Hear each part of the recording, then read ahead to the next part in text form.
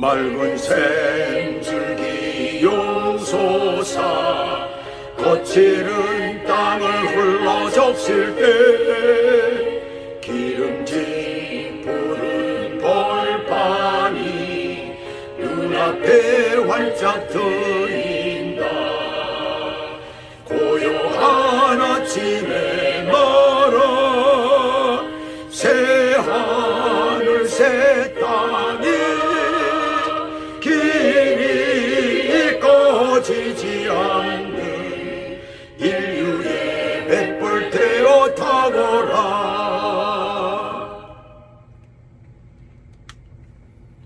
오늘 하나님의 말씀은 창세기 46장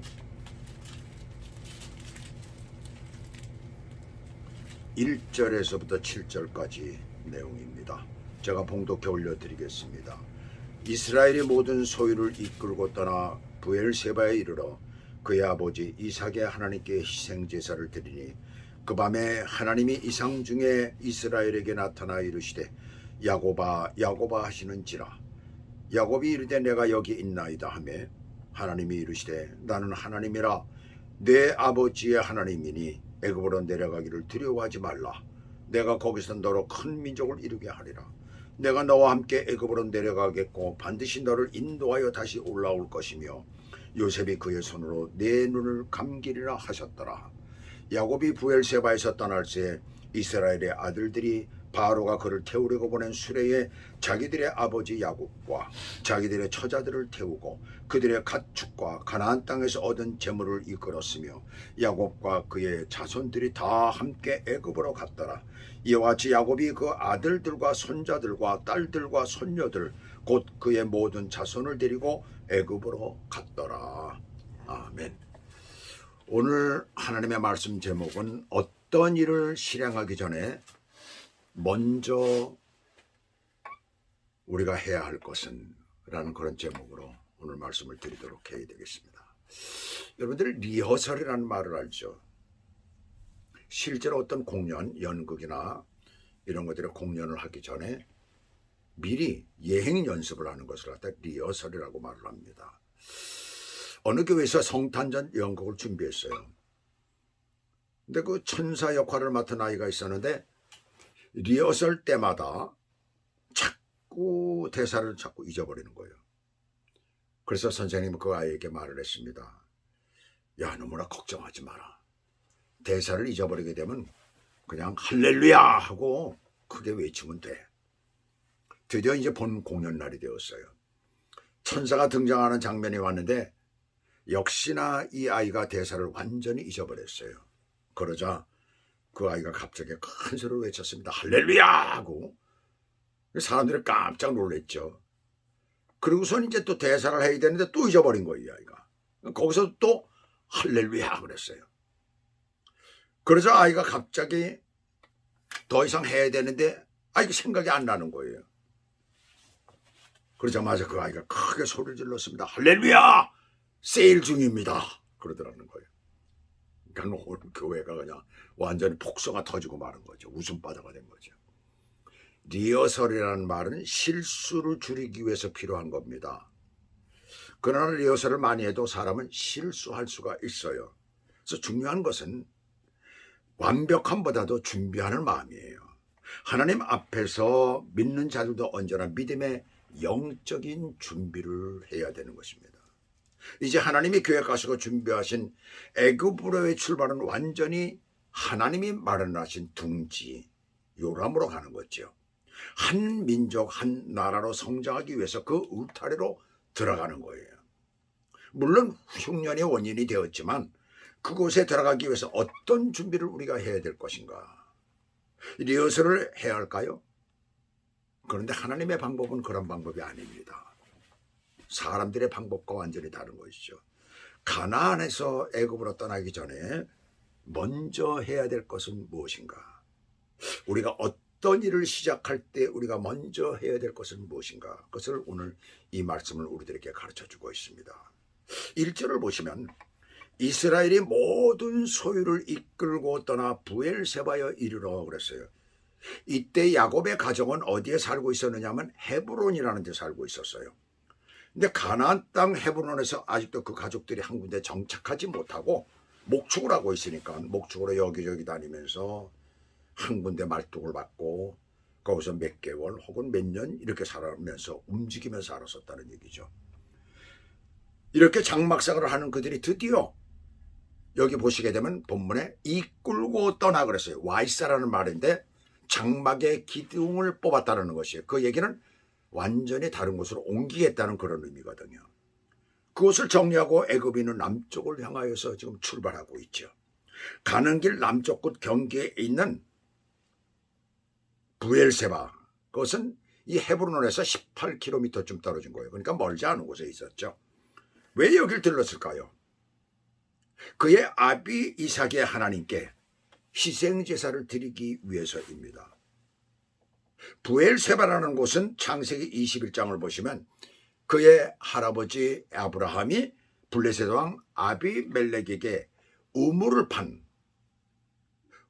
팠다는 얘기예요. 우물을 판 그 증거로 인해서 그것 때문에 싸웠잖아요. 아비멜렉의 목자들하고 이 아브라함의 목자들하고 싸웠잖아요. 근데 아브라함의 목자들이 그걸 판 곳으로 와서 그들이 해방을 놀고 가지려고 그랬었던 거거든요. 그래서 우물을 판 증거로 암양 7마리로 언약을 세우고 제단을 쌓아 체류한 곳이에요. 그때 당시에 블레셋은 왕이 있는 만큼 하나의 나라를 이루고 있었습니다. 그건 아브라함은 그렇지가 않았었잖아요. 그런데 동등한 입장에서 계약을 체결한 거예요. 그래서 그것을 맹세우리라는 뜻으로 부엘세바라는 이름을 지은 것입니다. 아버지 이삭도 우물 때문에 부엘세바에 올라갔다가 하나님의 약속의 말씀을 듣고 제단을 쌓은 곳이 바로 이곳이에요. 부엘세바는 야곱의 조부, 또 야곱의 아버지 이삭이 하나님과 깊은 관계를 맺었던 가족의 신앙의 장소예요. 자신에게도 변함없이 하나님께서 약속의 자녀로 허락하심을 확신하고 이곳에 들른 것입니다. 약속의 하나님 아버지 이삭의 하나님이 나의 하나님이 되어주신다는 확신을 갖고 먼저 하나님께서 조상들에게 약속을 주신 장소로 이곳에 온 것이에요. 왜 이곳으로 먼저 왔을까요? 비록 아들 요셉의 초청이 있고 자신의 마음속에서 내가 그곳으로 가야겠다고 이미 작정을 했지만 신앙의 사람인 야곱에게는 하나님의 확실한 응답이 없이는 절대로 갈 수가 없었던 거예요. 하나님의 응답이 없이는 가나안을 떠나 애굽으로 이주할 수가 없었던 거예요. 응답을 안 해주신다면 다시 되돌아갈 수밖에 없었던 것입니다. 그것은 창세기 26장에서 아버지 이삭 때 하나님께서 2절에 보시면 여호와께서 이삭에게 나타나 이르시되 애굽으로 내려가지 말고 내가 네게 지시하는 땅에 거주하라. 그러면 하나님께서 그렇게 말씀을 하시잖아요. 근데 그러면 하나님께서 애굽으로 내려가는 것을 금지시키신 이유가 무엇일까요? 아주 중요한 영적인 의미가 있습니다. 하나는 애굽은 성경에서 우리가 볼 때에 세상을 지칭해서 말할 때, 세상을 살아가면서 그 세상을 얘기를 할 때, 세상을 의지할 때 그때 표현하는 것이 바로 애굽을 얘기를 하고 있습니다. 그것은 애굽은 강한 나라이다. 먹을 것이 많은 나라고 또 군사력이 아주 대단한 그런 나라였어요. 그래서 하나님보다도 세상을 의지할 수가 있기 때문입니다. 마치 미국의 교회들이 이 나라가 세계 최대의 강대국 아닙니까? 그래서 물론 이제 부자 나라이기도 하죠. 세계에서 제일 경제력이 제일 강한 나라이기도 하고. 그래서 그런지는 몰라도 교회들이 영적으로 괜히 약해요. 그렇다는 생각이 저는 듭니다. 영적으로 약합니다. 물론 미국에 있는 교회들이 제가 이 설교를 하는 것을 들으면은 아마 뭐라고 한마디씩 할지는 모릅니다. 근데 참 분명한 것은 영적으로 약합니다. 그래서 안 되는 거죠. 다른 하나는 약속의 땅을 영원히 떠날 위험이 있기 때문입니다. 한 번 떠나서 그곳 강대국에 적응하여 살면 고향으로 가고 싶은 마음이 생기지 않는 것이죠. 반드시 가나안으로 돌아가야 되는데 수백 년이 흘러도 가나안으로 돌아가야 된다는 얘기입니다. 하나님께서는 400년간이라고 말씀을 하셨잖아요. 또 다른 하나는 애굽은 죄와 우성이 넘쳐나는 곳이기 때문에 자칫하면은 여기서 믿음을 잃거나 약해질 수 있기 때문이에요. 주변이 타락한 사람으로 가득 차면 믿음을 지키기가 어렵잖아요. 그러므로 주의 뜻이 무엇인지 묻고자 브엘세바로 온 거예요. 사도 바울은 에베소 5장 5절 15절에서 17절에 보시면 그런즉 너희가 어떻게 행할지를 자세히 주의하여 지혜 없는 자 같이 하지 말고 오직 지혜 있는 자 같이 하여 세월을 아끼라 때가 악하니라.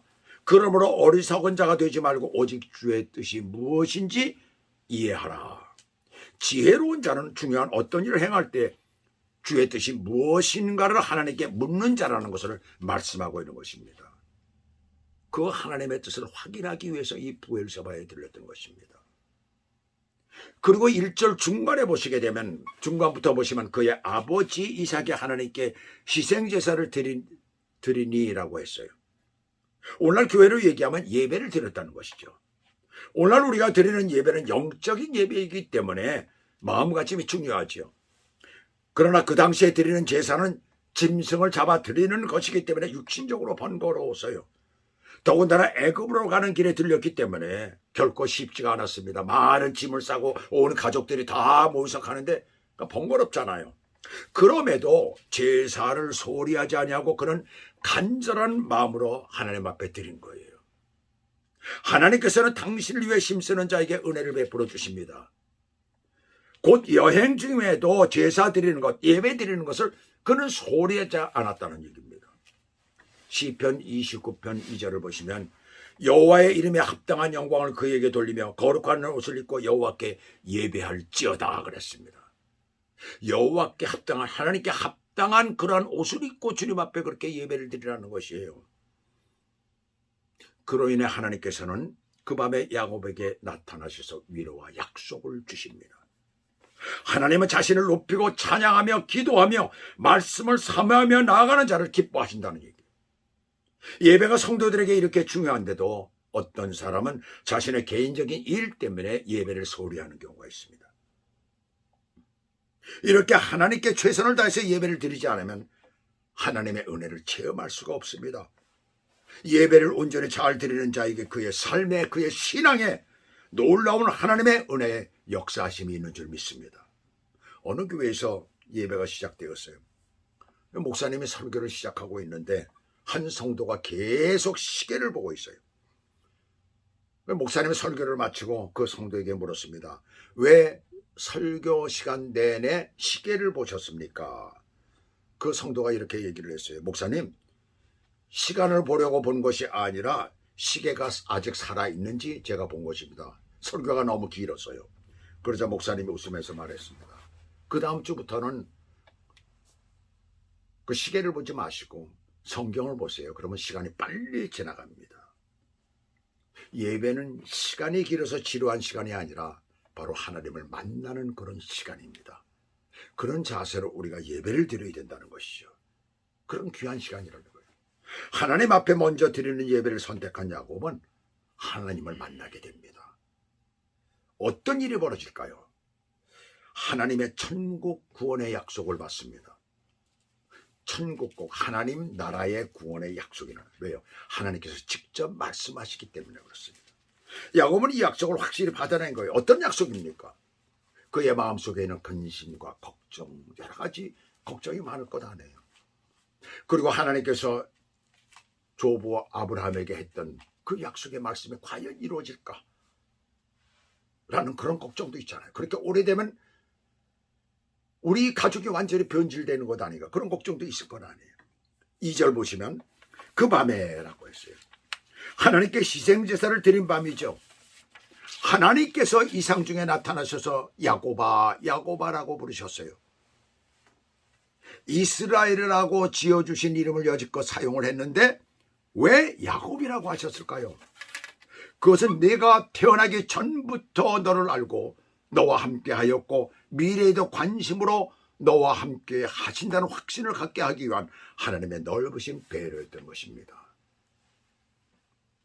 우리 한국 사람들은 어렸을 때 부른 이름들이 되게 있어요. 뭐 우리의 아들들은 뭐 그런 이름이 따로 없었지만은 그 태명 같은 건 뭐 있죠. 뭐 누구나가. 근데 어렸을 때 우리가 호적에 등록되기 전에 호적을 늦게 들어오고 그랬잖아요, 많이들. 근데 그러기 전에 이제 뭐 학교 들어가기 전에 이제 부르던 이름들이 있어요. 저도 가지고 있습니다만은. 그런데 그 이름을 사용하는 사람은 누굽니까? 그때 당시에 나를 알고 있던 사람들입니다. 그러니까 아주 어렸을 때부터 나를 알고 있는 사람들은 그때 그 이름을 지금도 불러요. 저를 보면 지금 그 이름을 지금도 부릅니다.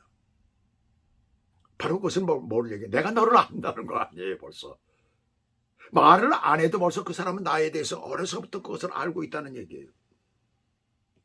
바로 이 말씀은 내가 너와 함께 한다는 확신을 갖게 하기 위한 하나님의 배려에 들어요. 하나님께서는 오늘도 이러한 배려심으로 저와 여러분들과 함께 하신다는 사실을 기억하시기 바랍니다. 그 다음 3절과 4절에서 몇 가지를 말씀하고 계십니다. 그 하나는 나는 하나님이라 네 아버지의 하나님이니 라고 하시죠. 여기서 나라고 하는 것은 관념 속에서만 존재하시는 하나님이 아니라 직접 나타나시는 하나님이심을 우리에게 보여주고 있어요. 우리가 필요할 때는 언제든지 나타나 말씀하시는 하나님이신 거예요. 여기서 앞에 하나님은 단수형 엘이고 뒤에 하나님은 엘로헤 엘로힘이 됩니다. 엘은 능력자라는 말이고 그 다음에 엘로힘은 전지전능하심을 강조하는 이름이에요. 이것은 바로 너의 아버지와 함께 했던 바로 그 능력자 하나님이 전능하신 하나님이 바로 나라는 거예요. 미래에 대해서 불확실함에 망설여지는 야곱에게 이삭을 돌보시는 그 사랑으로 너를 돌보시겠다는 그런 말씀입니다. 그리고 둘째는 애굽으로 내려가기를 두려워 말라는 거죠. 일순간의 두려움에 있는 그에게 야단을 치시는 게 아니라 부드러운 음성으로 그에게 힘을 주십니다. 그 다음 셋째는 내가 거기서 너로 큰 민족을 이루게 하리라. 오늘 본 말씀이 지금 쭉 있는 걸 제가 말씀드리는 겁니다. 아브라함과 맺은 그곳에서 400년간 객으로 살며 큰 민족이 될 것이라는 예언의 장소가 지금 실현되는 거예요.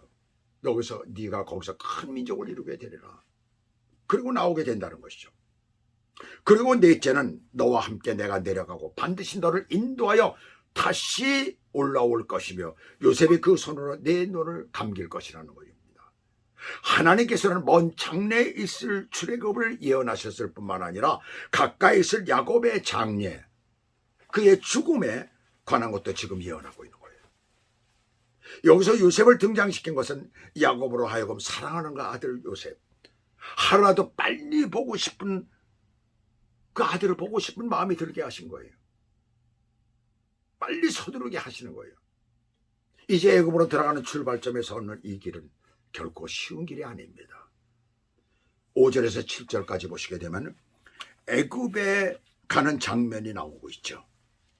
함께 읽겠습니다. 여기 보게 되면 5절부터 야곱이 부엘세바에서 떠날 새 이스라엘의 아들들이 바로가 그를 태우려고 보낸 수레에 자기들의 아버지 야곱과 자기들의 처자를 태우고, 여기서 보시게 되면 수레가 하나는 아니었다는 얘기를 하죠.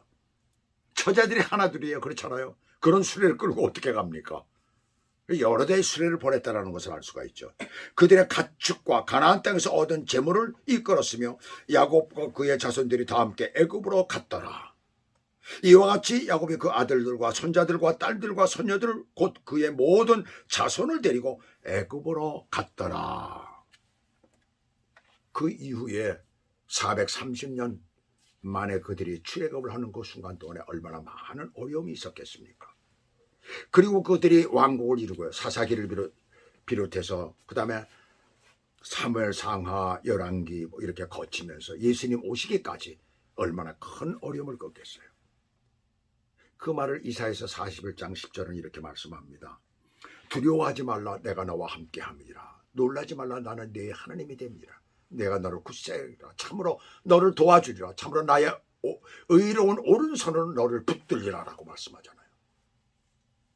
하나님의 도움이 없었다면 과연 그들은, 하나님이 안 계셨다면 그들은 존재할 수 없었을 거예요. 바로 하나님께서 항상 그들을 도와주시고 그를 인도하시고 두려워하지 말라, 두려워하지 말라. 그들이 노예 생활을 할 때, 어려움을 당할 때, 고통을 당할 때, 전쟁에서 질 때, 그때마다 주님께서 나타나셔서 그들을 위로하시고 그들을 인도하시고 그들의 한 민족을 크게 이룰 수 있도록, 그리고 결국 예수 그리스도가 오시기까지 쭉 유지하는 것을 우리가 보게 됩니다. 그리고 아브라함과 이삭과 야곱의 육신의 자손 예수 그리스도로 말미암아 구원받아 하늘나라의 백성으로 살아가는 오늘날 모든 믿음의 사람들은 확실한 이 말씀으로 힘을 얻어 오늘도 하나님의 사랑 안에서 살아갑니다. 그 말씀이 무엇일까요? 그것은 로마서 8장 38절 39절에 보시면 내가 확신하노니 사망이나 생명이나 천사들이나 권세자들이나 전제일이나 장래일이나 능력이나 높음이나 깊음이나 모든 다른 어떤 피조물이라도 우리를 우리 주 그리스도 예수 안에 있는 하나님의 사랑에서 끊을 수 없느니라. 이 확신을 갖고 어떤 일을 실행하기 전에 먼저 하나님께 먼저 묻고 그리고 예배 드리고 하나님의 음성을 듣고 확신하시는 저와 여러분 되시길 주 예수 그리스도 이름으로 축복합니다. 기도하시겠습니다. 하나님 아버지, 애굽으로 온 가족을 떠나는 그 야곱의 마음이 얼마나 불안했고 얼마나 그가 힘이 들었을까 생각을 해봅니다. 실제로 자기의 하나님이 지시하신 그 땅에 머물러 살면서 하나님만을 믿고 살았던 그 사람들이 전혀 낯선 곳 애굽으로 가서 이제 400여 년 이상을 살아야 되는 그 어려운 환경에 직면했을 때에 그들의 가슴 속에 있는 그 어떤 것들, 우리는 정말 상상하기조차 할 수 없는 그러한 두려움 가운데 빠져 있었을 것입니다. 그럼에도 불구하고 먼저 하나님 앞에 가서 주님은 어떻게 생각을 하시는지 그 주님의 음성을 듣기를 소원하는 마음으로 주님 앞에 매달리는 야곱의 모습을 보며 우리의 신앙이 과연 어떤가를 다시 한번 생각을 해봅니다. 과연 오늘날 예수 그리스도로 말미암아 구원받았다고 자처하며 우리는 의인이라고까지 얘기를 하는 믿음의 사람들이 과연 어느 지경까지 와서 우리가 하나님을 바로 의지하며 살고 있는지 때로는 답답할 때가 너무나 많습니다. 부족함을 느끼고 주님 앞에 통곡을 하며 회개할 때도 많이 있습니다. 부족한 저희들 가운데 오늘도 함께해 주시고 우리를 일깨워 주시고 야곱과 같은 시골한 신앙을 가지고 하나님 앞에 오늘도 나아가는 저희들이 될 수 있도록 축복해 주시옵소서. 예수 그리스도 이름으로 감사하며 기도 올리옵나이다. 아멘.